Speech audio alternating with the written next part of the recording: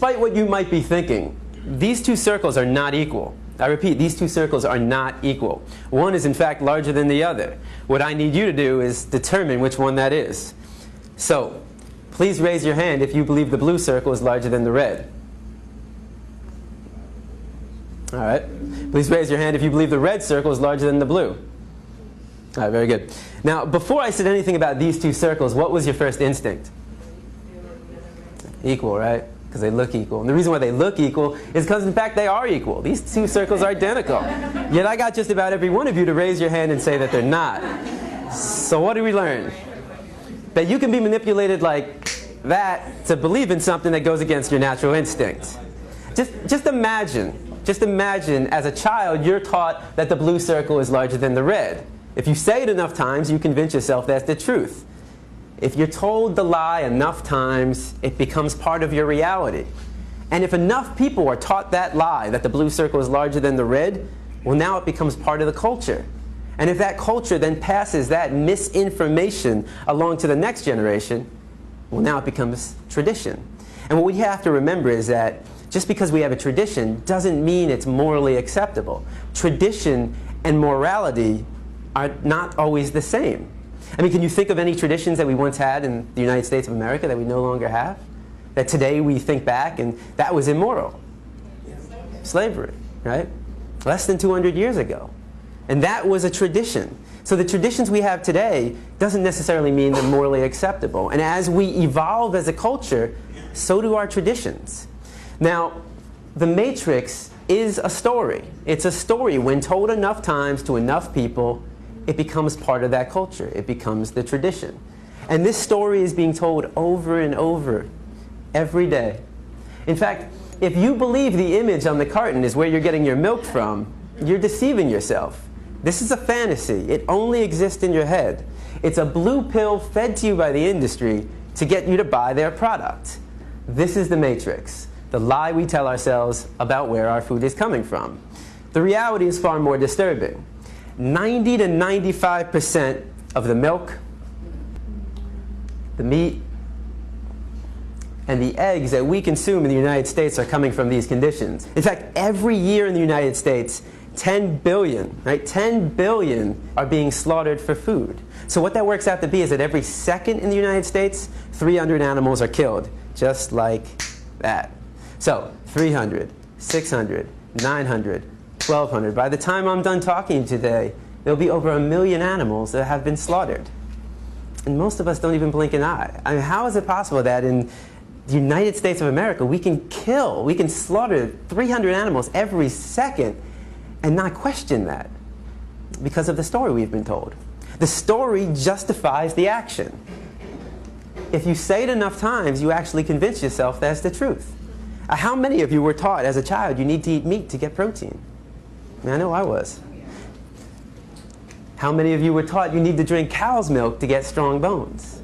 Not dog milk, not chimpanzee milk, not elephant milk, not rhino milk, not hippo milk, not tiger milk, not lion milk, not giraffe milk, not elephant milk. Did I say that already? I think you get the point. Not even our own mother's milk, but we need to drink cow's milk to get strong bones. The absurdity of drinking the milk from any other species and any other being besides our own mother, when it's said enough times, loses its absurdness. Now, the first thing we've been taught is that our diet is natural. You know, we eat meat, dairy, and eggs, so therefore it must be natural. So let's find out. Now, you have two images on the wall. I want you to tell me all the thoughts that come to mind when you see the image on the left. And don't be afraid to scream out. What do you see? Fresh, yum, sweet, right? If I come into the room with a basket of strawberries, how many of your mouth starts to salivate? Your mouth starts to water? If I take a strawberry and I put it under your nose, what do you smell? If I take a knife and I slice that strawberry in half and put that under your nose, now what do you smell? Notice how all the sensations remain the same. You see a strawberry and it looks like a strawberry. You smell a strawberry and it smells like a strawberry. And you take a bite out of a strawberry and surprise, surprise, it tastes like a strawberry. Exactly, it's a strawberry. But what thoughts come to mind when you see the image on the right? Cute. You know, when I go to a classroom, you'll get half the kids who say, oh, cute. Animal, pig, Wilbur, babe. So half the class will see an animal, and the other half of the class will see bacon, sausage, ham, pig, sweet pork, and hot dog. They'll see a food. It's one or the other. You're either seeing an animal or you're seeing food. Now, what would happen if I took one of the pigs living, brought him into the room right here, and put him Put them right in front of you. Does that change it? Now what do we see? And I mean, what would we think if one of us got up and started chewing on the pig? Not very normal. If I come into the room with a pig under my arm, how many of your mouth starts to salivate? Right? If I took a knife and I sliced that pig in half and put that under your nose, now what do you smell? You smell the stench of death. You smell a rotting corpse, bacteria, decomposing flesh. You see, there's a process involved, and I'm here today to show you that process of how you convert this animal into this product. Why should it be kept a secret? Why should we not know what we're participating in and what we're putting in our body? Now, let's make the situation slightly more realistic. If I were to put a pig on this side of the room living and a butcher's knife on the side of that room, I mean, how many people would be willing to pick up the knife and take the life of that animal? It's very rare, right? And if somebody did that, that's all right, but how many people in this room would try to stop that person from doing that? Right? Would we try that? Of course. That's compassion. I mean, that is the greatest quality of the human race. There's no other species on this planet that has that level of compassion to extend to all living beings. But if you would stop somebody from killing a pig in front of you and then go home and have this for breakfast, well, that's called hypocrisy. You know, just because it comes in a nice, neat package all dressed up in your supermarket, just because you didn't take the knife and shove it through their jugular, just because you didn't get blood on your clothes, and just because you didn't hear their screams doesn't mean you didn't participate in the killing. Every time we buy this product, we are supporting somebody else doing what we ourselves wouldn't want to do, what we ourselves wouldn't want to see, and what we ourselves wouldn't want to hear. Now, if you still see bacon sauce in the ham when I bring a pig into the room, what happens when I change it? Right? It's the common response. Now, I've never heard anybody say yum. Nobody ever sees dog feet, hot dog. So why not? Why don't we see a food? We've been accustomed to view this animal as our pet. The cultural story for us is, this is your pet. In another culture, certain parts of the world, they eat cats and dogs. That's their culture. That's their story they've been told. And how do we feel about that? A lot of people think it's disgusting. Right? I imagine every one of you probably thinks it's disgusting to eat a dog. Why would it be disgusting to eat this animal and not disgusting to eat this animal?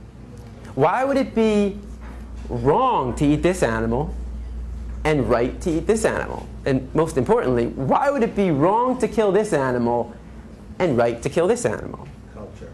It's culture. It's the story. It's the matrix that we've been told. But culture is just a story. That's all it is. It's just make-believe. What I'm concerned with is what is natural to the human species, because every culture has a different story. So let's take a 3-year-old from any country in the world, and you put that 3-year-old in a room, and you line up 5 animals in front of that 3-year-old. A pig, a dog, a cow, a cat, and a chicken. Do you think the 3-year-old is going to know which one to eat and which one to pet? What's the 3-year-old most likely going to do, or try to do? Play with them all. It's going to try to play with them all. The 3-year-old has to be taught, no, no, no, no. Don't play with him. Eat him. Play with him. Pet him. That's what we were taught. We didn't choose our diet. Our diet is a learned behavior. We were raised to perceive this animal as your pet and this animal as your food.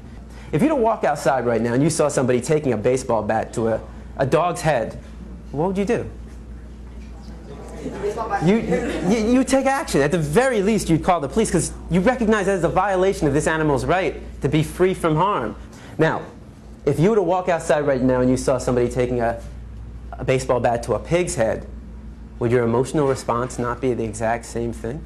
Of course. Because the question for you is, what's the difference? What's the difference between the two? Right? Is there a difference? You might think one is cuter than the other. But that says more about you than anything about these 2 animals. You know, a lot of kids will say, well, the nose looks different. But I say, but they both got a nose to smell.